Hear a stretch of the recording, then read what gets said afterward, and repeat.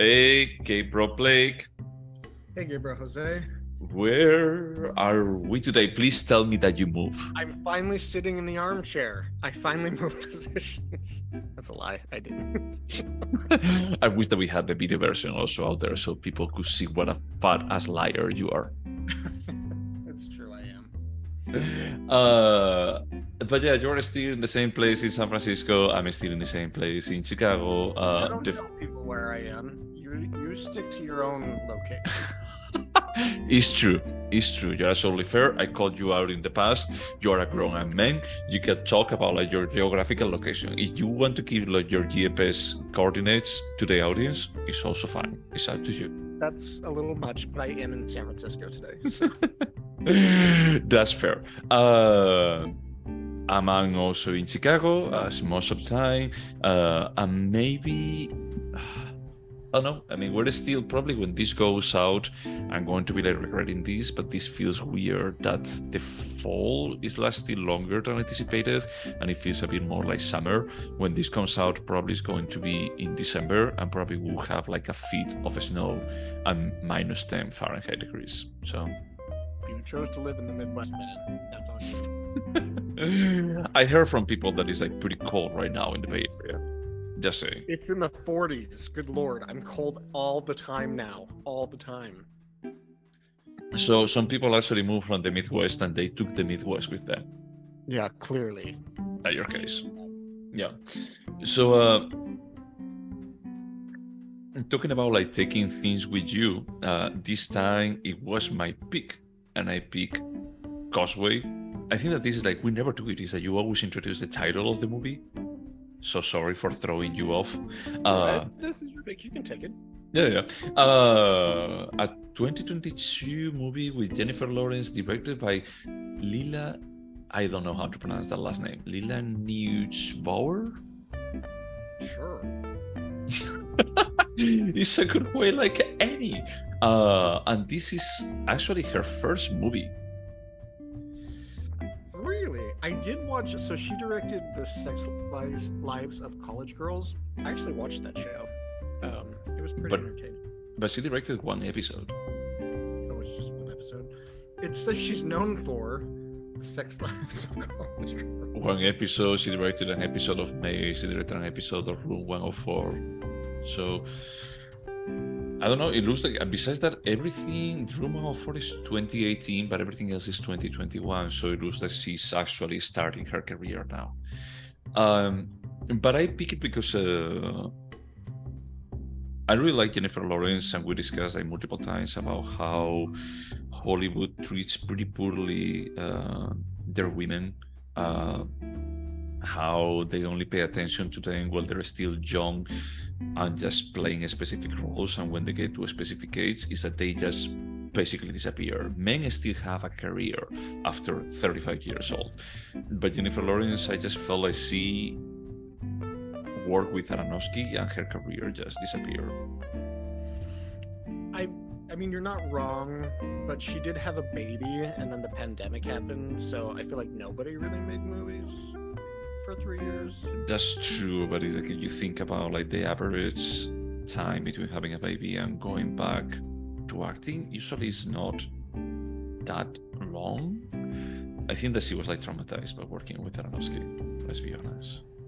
Yeah, I mean, she's gone on record about that. I don't blame her, but in any case, I was like really curious. She had Don't Look Up last year that it was bad. It was probably one of the worst movies that I ever seen that it was nominated to the Oscars. I didn't even finish watching it. I was like, okay, I get it. No thanks. But the thing is, well, okay, we're not talking about that movie, but is that you have a cast that includes Kate Blanchett, Leonardo DiCaprio, Jennifer Lawrence, Timothée Chalamet, Meryl Streep. Blanchett's in it? Yeah. And you create this garbage. Adam McKay, if you are listening to this, you don't deserve to work on this industry. You don't. Is that you're doing like more damage. Streep, and that's what you made? You had Kate Blanchett, you had Jennifer Lawrence, Leonardo DiCaprio is like actors that they are like consistently amazing, and this is what you create. I mean, I remember that Ariana Grande was also there, and it was like Seth Rogen? No, not Seth Rogen. Jonah Hill. And apparently Jonah Hill ad-libbed like 90% of his lines. Apparently he's really good at like improv. I didn't find him. Yeah, I mean, if you actually go for that type of movie, I guess like it can be like the good pick. But everyone else is like they are in a different movie. They thought that this was going to be a different movie. So yeah, Adam McKay, I'm sorry. I think that along Aaron Sorkin, you are like two people that I don't really stand. But we're not talking about him this time. Maybe one day we should. We're talking about like the return to form of Jennifer Lawrence with a highly dramatic movie.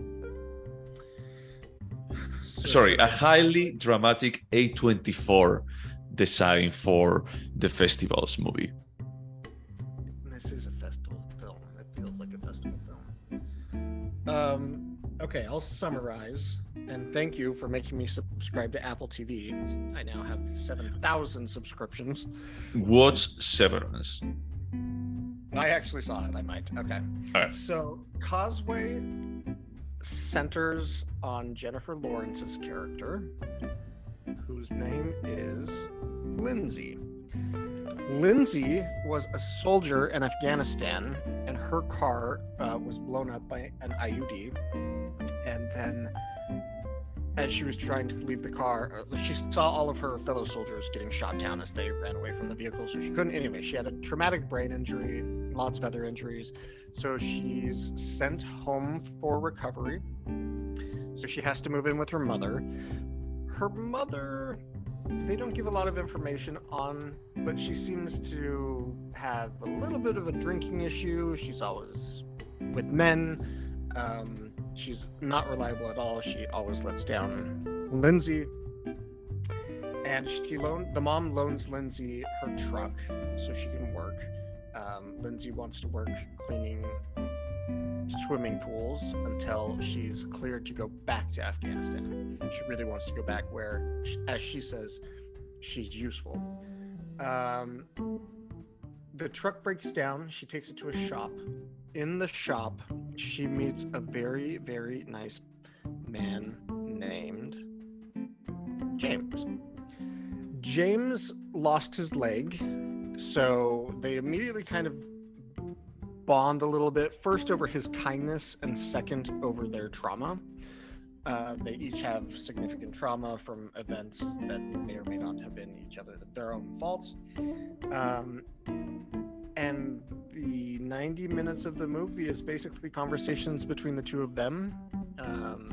We find out how he lost his leg. We find out Jennifer Lawrence is a lesbian. She's desperate to leave this town. She's desperate to go back to Afghanistan, but she's desperate to leave her mother's place. What town is it? I have no idea. None at all. New Orleans. Yeah, that's right. Yeah. So they live in New Orleans. And that's basically the movie. Yep. Yeah, it's not a lot of stuff happens. It's more like character development, about like how mostly the development or the growth is on Jennifer Lawrence. But we are never given, as you say, is that we're never given like the full picture of the relationship with the mother. Is that, was she abusive? Did they have, I don't know, like did she have like boyfriends that they were like just coming over and being abusive to them?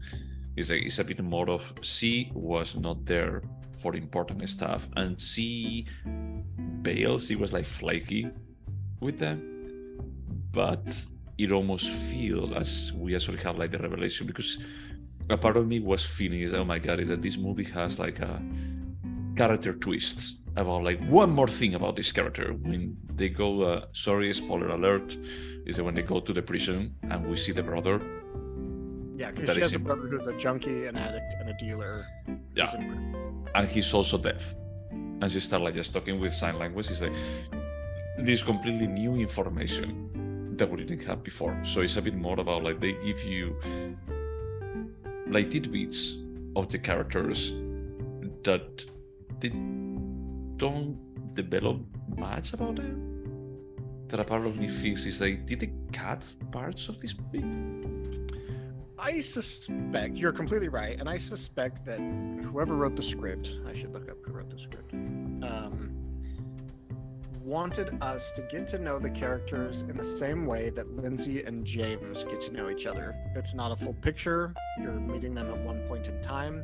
You get information that's important about that character in this moment specifically.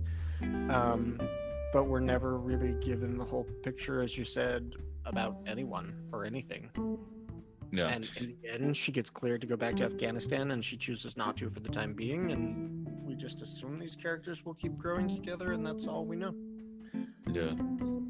Yeah, we see like at the beginning, I don't know if you mentioned it, but she's in a recovery house that is like basically the house of a nurse that is like full-time dedicated for sort of like for her to just get back to being functional. I felt that there was going to be some lasting relationship from there. It felt like super transactional about like they dedicated a lot of time to that nurse and their relationship, and that, to be honest, was the only like storyline that emotionally resonated with me, because Jennifer Lawrence seems to have verbal aphasia. Like, I haven't read that anywhere, but I know a lot about verbal aphasia because my dad had a traumatic brain injury 2 years ago. Mm-hmm. He has a hard time coming up with words. Like, he knows what he wants to say, but he has a hard time saying it. So Jennifer Lawrence just kind of has verbal diarrhea. She says what she's thinking with this woman, and it exposes her as being vulnerable. And this woman is incredibly kind and had a hard life. And I was like, oh, this is like I'm enjoying this. It's not easy or fun to watch, but there's something here. Yeah. And then they just decide not to do that the rest of the film. Yeah, that's true. It's like, well, I mean, she still does a couple of times. So, for example, when they are on the swimming pool, like both of them, like the main characters, and spoiler alert is like we just decided we're going to be like spoiling everything that we watch. Is like, and she kisses him, Lindsay kills James, and he's like, hey, I thought that you were a lesbian. What is happening here? Is like, oh, I just felt pity for you. That's like pretty wrong to say something like that. And it basically devastated there. Very strange, the whole lesbian, non-lesbian thing, because she comes out to him as being gay, and she's like, I just wanted you to know this. He's totally fine with it. She never dates anyone in the film. It's just not part of the story. And then she kisses him. It felt very, very strange. The thing is, like, if you're not going to be like developing more of that aspect of the character, why do you do it? Is that she could actually have said the thing of, hey, look, I'm not interested in you as a potential romantic partner. For whatever reason, is I'm not. And then when she actually kisses him, she could say, look, I'm sorry, I was like just carried away, and it would have like the same impact, but it's like just making her a lesbian without developing that part. It just feels like more gratuitous. The same way as actually just getting to prison and using sign language. It's like, that's cool, but you're not developing anything. You give me more about the brother, about like what kind of challenges he had to face. And it's great to just leave you guessing. But one thing is like leaving you guessing, and the other one is like just using things so randomly that they don't bring anything to the story. I agree. I think her being a lesbian made no sense. It served no purpose. And the brother being deaf served absolutely no purpose. Like, their conversation could have been using speaking voices, and it would have been the exact same. I feel like those were just like A24 moves. Okay, we'll distribute this, but she needs to be gay, and the brother needs to be deaf, and that final scene needs to be in sign language. Deal? Okay, let's do it. Yeah, no, you're right. You're about that. It's like, I think that I mentioned it the previous time, that is like we're living a world right now that Netflix is crapping out content. We know that. It's like every platform. But that's the problem, is that I just feel like everyone is doing that, and it's just strange because you have like platforms like HBO that they actually became famous for. It's like, we don't crap out content. It's like, we may do only like 3 new series a season, or 4 new series, and we want to focus on the quality. But as we just move into a binge everything, move on, it's like the zeitgeist lasts like days about like when something is like super popular, and then we move to something else, is that everyone is like just trying to capture like those 2 days of something is popular, it gets consumed by everyone, and realize is the attention span has become like so small that I feel like all, if you want to stay relevant, you have to do that. You have to come up with an algorithm of this is how you make a movie that is popular. And this falls a bit into the category of a small story of broken people going through traumatic experience and coming to terms with it. Like Last Time in the Bedroom, or like Ghost Creatures, like some time ago. There is of course, let's just leave Ghost Creature on the side, but at least in the Bedroom, it's pretty clear that there is something to say here. There is like care for the characters. It's not so much, as you were saying, like a checklist of your characters have to behave in this kind of way. We have to have like these specific aspects of the story for just making it like more tensional. I thought that they were going to be using more racial tension. They didn't. But I assume also that this movie is like from 2000, like when the story happens is 2010, I don't know, 15, before the pandemic. That's when it's supposed to take place? No, I don't think that they say the year, but they make a big point. The reason why I realize is like this has to be New Orleans is because that stadium that we see at the beginning, the Mercedes-Benz Stadium, is that's like pretty iconic, and it's no longer the Mercedes-Benz Stadium. It stopped being like 4 or 5 years ago. So is that they made an effort for it's like this movie doesn't take place now. Yeah, so it's interesting that you compared In the Bedroom and God's Creatures, and the complaints that you had, more so you than me, about it just being a kind of by the book with tragedy without giving us any information.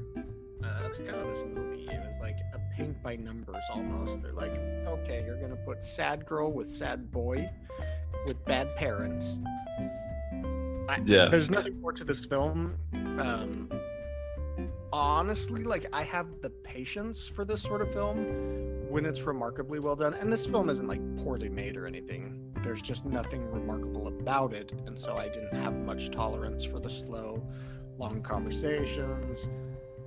I didn't care about any of the characters except that nurse. I thought she was such a good character, strong character. And if I had to pick one adjective to describe this movie, I would just say kind of boring. I was going to say forgettable. That's a better one. Completely forgettable. I don't understand what drew Jennifer Lawrence to this. I mean, I can't ever remember the name of the guy. Brian Tyree Henry. He's an exceptional actor. Like, they both are good at acting. They just weren't given enough in terms of the script to elevate this to anything besides kind of just like, imagine if a highbrow soap opera. Like, that's it. It's just like, oh, tragedy. No, because the thing is, I think that soap opera goes for a bit of an impact and a bit of you couldn't expect what happens next and this kind of escalation. And here is that nothing happens. Even like nothing. It's a bit more about like the nurse, for example. Like the nurse is just a vehicle for Jennifer Lawrence to actually Jennifer Lawrence character. I want to detach her from the character about like just showing that kind of verbal diarrhea that you were talking about. Is that she doesn't deserve it, but she's actually doing this just for a way of displaying that this is a character that is angry. That anger is under center. About like discomfort and just like not being, I don't know, like happy. Is that she's never going to be like happy, and she tries to run away from things, like just to the point of just risking their life. It's not about like patriotism or whatever other like made up concept. It's more about like she's not happy, and this like the easiest way to just go away as far as possible. And it's like just she's going to be like damaging people, but it's not even like a development of the hedgehog dilemma kind of thing. No, there's not enough to this film to even really dissect it. I mean, it's a lot of conversations between two sad people. It's a gem. Not compelling conversations either. Yeah. No. I never felt like this was, how do you say, the same way that we were saying, like in the bedroom, I could resonate with the pain that the parents were going through. On this one, I didn't really resonate too much with them because I was not giving enough. I was not giving like enough meaningful development, or about like that kind of like a meaningful, important slice of life portrayal that it would make me care about the reality that they live in. Yeah, I completely agree. And like they make it clear throughout the film that she didn't join the army because she was passionate about dams. She's in charge of a dam in Afghanistan, or protecting our country, whatever that means when you invade another country. Yeah. Clearly she's running away from something, and it's sad that her brother's in prison. She loves him, but they never really go into why she left. Like we're not given anything. We don't understand their motivations. We don't understand. I don't know. I was very disappointed with this film. Yeah, and I don't know, it is like a bit more of a stylistic choice, but in God's Creatures we also have like a bit of a I don't give you everything about the character. And I don't know if they expect that the audience are going to be like filling the gaps and they're going to be like resonating in their own personal ways with these characters. And for me, I just feel that, dude, this is like lazy screenwriting. If you cannot flesh out your characters, that's your job. It's not mine. You are here for just telling me a story, not for telling me complete the story for me. In the way that we were critical of In the Bedroom, not super critical, but we said this film is an amateur's, but you can tell it's kind of a first-time effort in certain areas. This feels like, honest to God, it felt like a film student's senior thesis that thinks he's super deep, but really he's just coming from like upper middle class America and hasn't experienced anything ever, and knows there's a war in Afghanistan, so he writes a character about Afghanistan. Like there's nothing profound. There's just nothing to this film. Yeah, I fully agree with you. Like calling it out, about like the background even of the cinema maker, the filmmaker. I don't know. I wouldn't go like that far, but I love that read. Should we go over the questions? Yeah. I mean, there's nothing. Yeah, I think that I could fill it out like without even like going over the questions. But would you watch it again? Yeah, for me, I don't think that there is any reason that I would actually just go back to this specific movie. Would you recommend it? No. Nope. I cannot foresee any situation where I would actually bring it up, except someone asking me, like, hey, what is the worst movie that you have watched with Jennifer Lawrence? And I would still go with Mother before this. So it's not even like as bad as that. Yes. You have to admit Mother's better than this. I was so pissed. Do you remember like when they actually turned on the light? Because we went to the cinema together to watch this in opening night. You sure did. Yeah. And I remember like just when they turned on the light, I remember like just watching at you, like just looking at you and just staring, like just saying, I know. No, dude. Movies we've seen together in movie theaters have been like Let's Be Cops, Nymphomaniac, Part 1 and Part 2, Mother. We also watched that movie that I never remember the title of the priest in Scotland. That one was one good one. We also saw Calvary. I'm so excited. God, yeah. Calvary was the movie that I never remember. Maybe we should rewatch Calvary one day. That's a good movie. Yeah.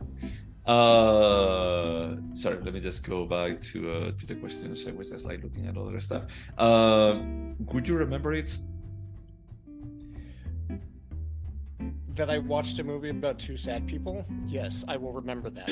Would you connect the title of the movie with the two sad people, with the concept of the two sad people? Or someone would say like Causeway, and you would be like, what?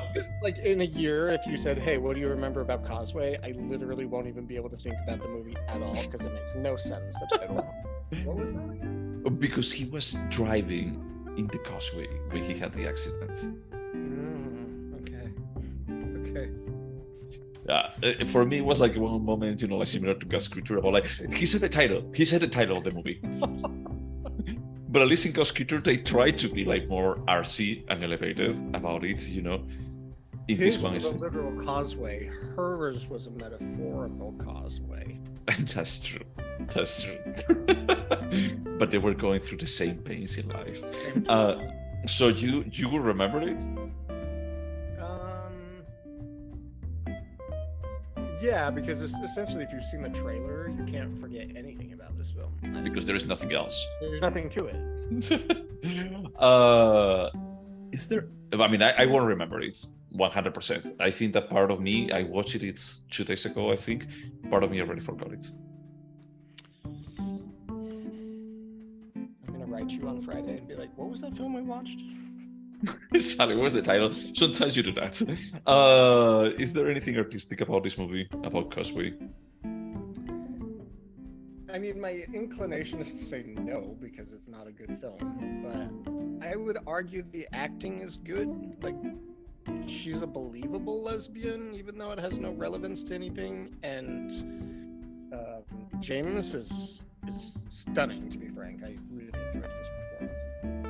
I mean, I would say that he's stunning. I don't disagree with that part, but I think that they do as much as they can with the limited role that they are given.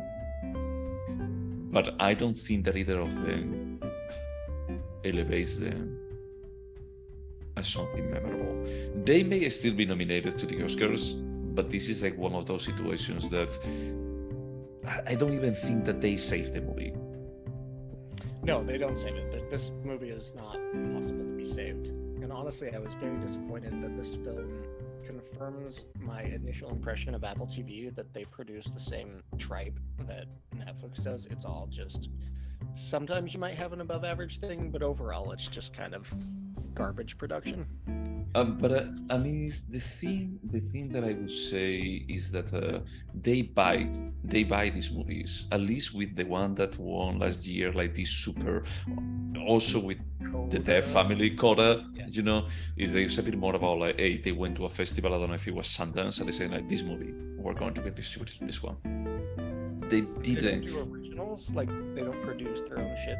The other one was not produced by them. I don't know if this one was produced or not, but that one. Like the morning show, they make that. Oh yeah. The TV shows they do, like Severance, that you have to watch for the love of God. Now that you have like the platform, you have to watch it. Is that that's like completely made by them. For All Mankind, Ted Lasso, is that all of those shows they are like made by them, like produced by them. Sorry.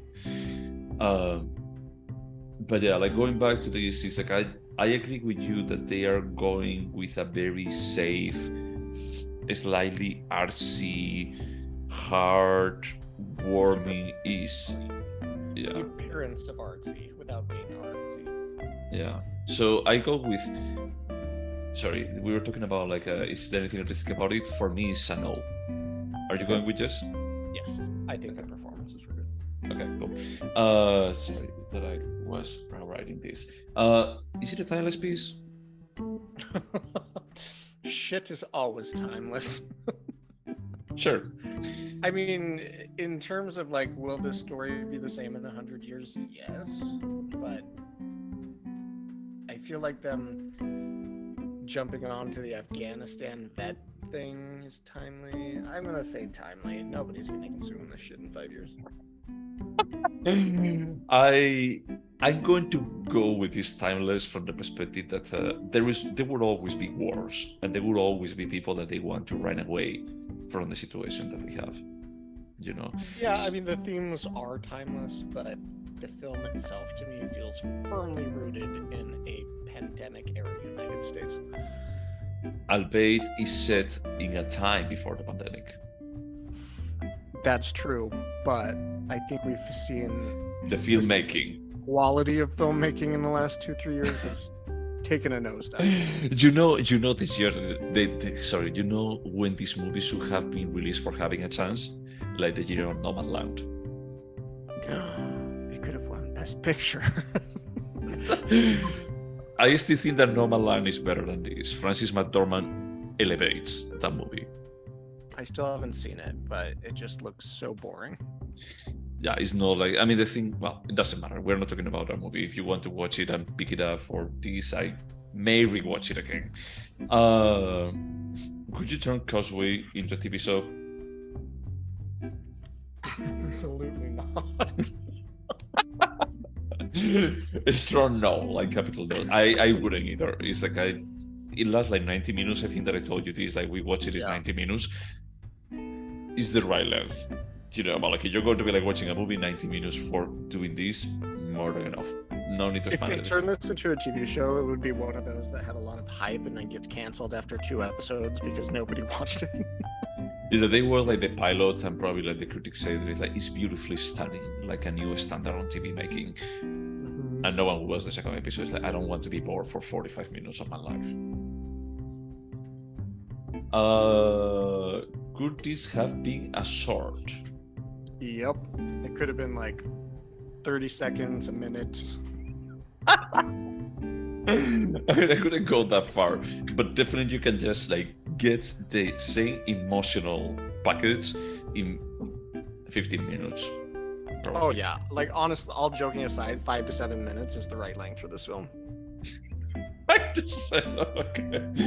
That's amazing. Do you think this could movie have been better? If there had been a script, maybe. Yeah. Everything about this could have been better. Well, maybe this is a situation similar to what we were talking about Jonah Hill and Don't Look Up, and the actors were actually leading their sentences, all of the script. Everything was like improvised along the way. That would be pretty impressive. Jennifer Lawrence just came up with that shit off the top of her head. I mean, it's not great. Well, I mean, maybe that was how the character became a lesbian. She's like, I know, I'm gay. I could be like extremely racially insensitive right now, or I could be a lesbian. But yeah, I don't know. Is there anything else to say about this, or should we score it? Let's just score it. I don't want to waste any more time on this movie. It's not great. Skip this one, everyone. Yeah. So this was my pick. What is your score? I'm gonna say a 3.5. 3.5? Okay. Yeah. I'm going to go with a 4.5. Oh wow. Yeah, I mean the thing is, I think that this is a bit more, not really on us, but a bit more of a, we're more snobbies. I will say that it didn't succeed, but its attempt at being artsy is admirable in a day where most things are made by algorithms. But I mean, but I feel like this is actually an algorithm what is behind this. I think it is too, but it's like, I don't think Netflix is probably going to put out something like this. So they tried. It didn't succeed, but it is a little bit different than like the Santa Clarita Diet. That's true. I mean, let's see exactly like your pick later, because it actually falls into that category. But for me, I just feel like, hey, we have watched enough movies for actually just seeing that it's like, this is, I don't know. I mean, this could have been more. If you have never watched like a movie of this style, maybe this is decent, but I just had the feeling that it's like one of those appealing to the crowds with the lowest potential effort. Yeah, I can see that. So is this a movie that I had the feeling, I don't know what is the score in Rotten Tomatoes, but I had the feeling that it would be like pretty good in Rotten Tomatoes. Why do you shit on Rotten Tomatoes every podcast? It's an 85. Like from the perspective that is like, it's easy to say, it's like, this is not a bad movie, but it's not amazing. It's just okay. It's hard to actually say that it's bad. I'm surprised that you went with a 3.5. I was starting like my scale at 5.5, and I started like just decreasing to 4.5 as we talk more and more about it. All right, I can see your score. So I'm not saying, I just feel like it's not a failure of the movie, it's a failure of us as a society. Oh yeah, this is the shit people want to consume. It's the shit that a computer figured out humanity wants. Humanity that don't want a Marvel movie wants. Yes, exactly. So, I don't know. And from that perspective, I just feel like it doesn't reflect sadly on the movie or on the cast or anyone that produces it. Reflects sadly on us as the audience. As like we have been modeled even for artsy-fartsy stuff. Thank you, Edwin. Maybe this. that's the art of this film, is it was holding a big mirror up and saying, look at you, you pathetic piece of shit, this is what you want. We actually decoded Sundance. This is what it came back. No, it's what it is. It's what it is. Anything else that we should say about Causeway? Nope, I'm good, thanks. Yeah, thanks, no thanks. So where are we watching this? We are going to be watching, well, this comes with a caveat. You might be traveling. There's the question about availability in movie theaters. So we are targeting to watch Bardo, False Chronicle of a Handful of Truths, by Iñárritu. As a backup, just in case if you end up traveling, we can't see it in theaters, we'll watch 12 Angry Men. Oh, sure. Yep, that'd be good. I love the fallback. I love Alejandro González Iñárritu. And, it's a Netflix movie. What could go wrong? He's a great director. I mean, what was his last film? The black and white one? No, that was Cuarón. Roma was Cuarón. Oh, that's right. You're thinking about like a different Latino director. They all look similar to me. You don't even know how they look. I'm pretty sure that you couldn't recognize them. This is not Guillermo del Toro, by the way. Just making sure.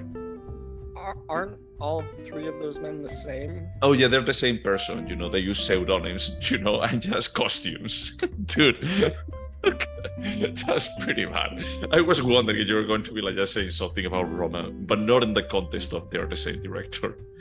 But yeah, looking forward to seeing this if time allows. Otherwise, we will watch the Angry Men that I also really like. Cool. Anything else to say to our audience? Nothing about the movie. Nothing at all. And anything else about life in general? Just wash your hands. Yeah. Bye.